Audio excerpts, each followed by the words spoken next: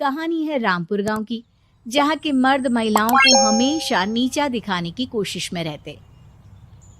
अरे अभी तक खाना नहीं आया। क्या मुझे एक और शादी करने की जरूरत है? नहीं जी नहीं, ऐसा मत करना, वरना मैं कहाँ जाऊंगी। खाना लेकर मैं अभी आई जी। गांव की पंचायत में भी फैसले हमेशा औरतों के खिलाफ ही रहते। मैं जो फैसला सुनाता हूँ वो भगवान की आज्ञा होती है। इस लड़के ने अपने मन से शादी करके अच्छा नहीं किया। लड़के को घर भेज दो और इसकी शादी इसकी जाति की किसी लड़के से करवा दो। लेकिन ये लड़की, इसे तो गांव के बाहर निकाल दो। नहीं नहीं जमींदार साहब, ये क्या बोल रहे हैं? ऐसा नहीं हो सकता। मेरी बेटी मासूम है, इसे अच्छे बुरे की समझ नहीं है। अरे कहाँ जाएगी ये बेचारी? कहाँ जाएगी? इतनी चिंता है तो पूरे परिवार का गांव निकाला कर देते हैं। बेचारे पूरे बसे बसाए परिवार को गांव छोड़ना पड़ता है। चाहे जो हो, अगर बेटियों को कंट्रोल नहीं कर सकते तो गांव में रहने का कोई मतलब नहीं है। यहाँ औरतों को दब कर रहना होगा। कोई भी अपने हिसाब से कुछ नहीं कर सकता, सब ईश्वर की मर्जी से ही होगा। तभी गांव का एक आदमी दौड़ा दौड़ा आता है। सरपंच साहब, जमींदार साहब, वो कालिया है ना, उसकी बेटी पढ़ने के लिए शहर जा रही है। अच्छा, ये कब हो गया? और कालिया की हिम्मत कैसे हो गई ऐसा करने की? लेकर आओ उसे और उसकी बेटी को। बस फिर क्या था, हाजिर हो जाते हैं कालिया और उसकी बेटी सरपंच के सामने। और कालिया, ये क्या सुनने में आ रहा है? बेटी को इंजीनियर बना रहा है तू? और ये बता, गांव में तो स्कूल नहीं है, फिर कहां से इतनी क्लास पास कर गई तेरी बेटी? राधा, जो कि कालिया की बेटी है, उसे लगता है कि सरपंच उसकी तारीफ कर रहे हैं। सरपंच जी, मैंने ऑनलाइन पढ़ाई की है, डिस्टेंस लर्निंग से। सभी में मैंने अच्छे नंबर पाए हैं, जिसे देखते हुए शहर की इंजीनियरिंग कॉलेज में मुझे स्कॉलरशिप मिली है। वाह जी वाह, क्या होती है ये? पहले तो ये बताओ, फिर आगे की बात करते हैं। पूरा गांव राधा की बात सुन रहा था और राधा बोलती जा रही थी। तो ऐसे मैं फ्री में एक अच्छी शिक्षा लेकर गांव में जो कुछ परेशानियां हैं, जैसे बिजली, पानी और इंटरनेट जैसी समस्याओं के लिए काम करूंगी। मैं गांव को शहर से जोड़ने के लिए पुल का निर्माण करवाने का प्रस्ताव रखूंगी। मुझे पूरी उम्मीद है कि जल्द ही हमारा गांव भी तरक्की की राह पर चल पड़ेगा। राधा की बात सुनकर सारे गांव वाले ताली बजाने लगते हैं। सरपंच को समझ नहीं आता कि वो क्या करे।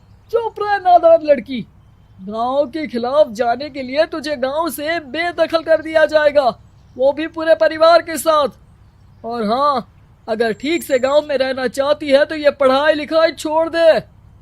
हम तेरे लिए गांव का कोई होनहार लड़का देखेंगे। तभी गांव का एक आदमी बोल पड़ता है। अरे नहीं नहीं सरपंच जी, राधा बिटिया जो बता रही है, अगर वैसा हो जाए तो हम लोगों को पैसा कमाने के लिए बाहर नहीं जाना पड़ेगा। हाँ जी, और ना ही कोसों दूर पानी के लिए भटकना पड़ेगा। हमारे बच्चे भी अच्छी पढ़ाई कर सकेंगे और आगे बढ़ेंगे, ना कि हमारी तरह खेती करते बैठेंगे। क्यों गांव वालों, राधा बिटिया का साथ देना चाहिए ना। सरपंच देखता है कि गांव राधा के साथ है तो वो चुप हो जाता है। वो घर आकर अपने सलाहकार से बात करता है, जो बहुत ही चालाक किस्म का इंसान होता है।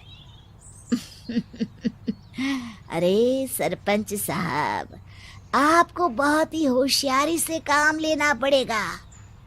एक बार गांव तरक्की कर गया, यहाँ के बालक पढ़ लिए तो कोई ना पूछेगा आपको।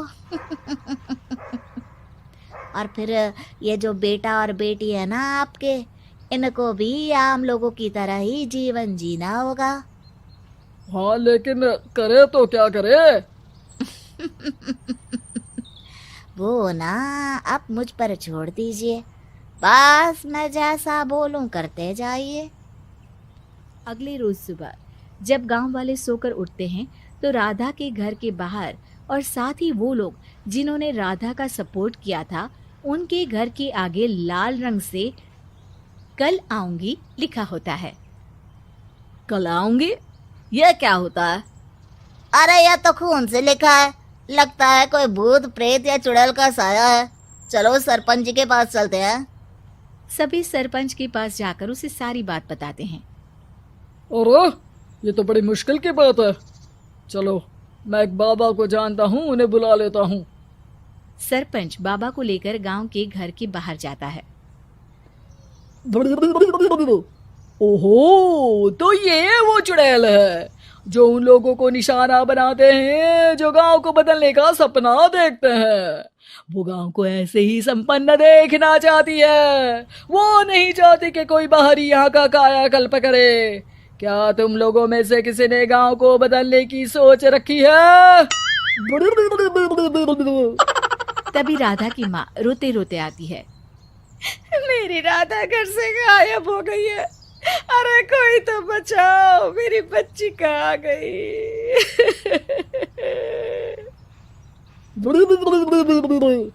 ले गई वो चुड़ैल, तेरी बच्ची को ले गई। अब वो उसे श्रापित करके छोड़ेगी, उस पर चुड़ैल का साया हो जाएगा। तभी बुरी सी हालत में राधा भी वहां आ जाती है। उसके बाल चुड़ैल की तरह फैले होते हैं और कपड़ों में खून लगा होता है। सभी राधा को देखकर डर जाते हैं। माँ, पता नहीं मुझे कौन उठा कर ले गया था। अरे दूर दूर हो जा चुड़ैल, अब हम लोग इस गांव में नहीं रुकेंगे। अरे कैसे बातें कर रहे हैं आप? कल तो आप मेरे भरोसे गांव का हुलिया बदलने, अपने बच्चों को पढ़ाने और तरक्की उन्नति की बात कर रहे थे, तो आज क्या हो गया आपको? ये फिर तुम लोगों को बहकाएगी। ये चुड़ैल गांव में आ चुकी है, ऐसे ही ये तुम्हारे घर के बच्चों को भी ले जाएगी। गांव वाले राधा को गांव से बाहर निकाल देते हैं। उसके माँ बाप रोते रहते हैं, लेकिन गांव वाले नहीं मानते। मैं भी अपनी बहन के साथ गांव के बाहर रहूंगा, लेकिन वो पढ़ाई नहीं छोड़ेगी। वहीं सरपंच के घर पर सलाहकार कहता है। देखा, सांप भी मर गया और लाठी भी नहीं टूटी। लेकिन अगले ही दिन सरपंच के घर के बाहर भी वही शब्द लिखे होते हैं और फिर सरपंच की बीवी कहती है, हमारी बेटी को किसी ने अगवा कर लिया है। तभी राधा का भाई वहां आ जाता है। अरे गांव वालों, मैंने सरपंच जी की बेटी को देखा था। वो चुड़ैल उसे उठाकर ले जा रही थी। अरे क्या मजाक कर रहे हो? नहीं नहीं सरपंच जी, आप नहीं जानते। वो चुड़ैल अब आपकी बेटी में आ जाएगी, जैसे राधा के अंदर आ गई थी। तभी सरपंच की बेटी वैसी ही हालत में वहां आती है जैसे राधा आई थी। पापा, पता नहीं कैसे मैं गायब हो गई थी। चुड़ैल, इसके अंदर भी चुड़ैल का साया है, मारो इसे। अरे नहीं नहीं, इसे भी राधा के पास गांव के बाहर ही भेज दो। अरे चुप रहो, मेरी बेटी कहीं नहीं जाएगी और चुड़ैल वुड़ैल कुछ नहीं होता है। अरे कैसे बात कर रहे हो सरपंच जी? आप तो बोल रहे थे कि आपका फैसला भगवान का ज्ञान होता है, तो अपने पर बात आई तो अब आप ऐसे बोल रहे हैं। अरे ना ना ना, आपको अपनी बेटी को त्यागना ही होगा। अरे बुलाओ बाबा को।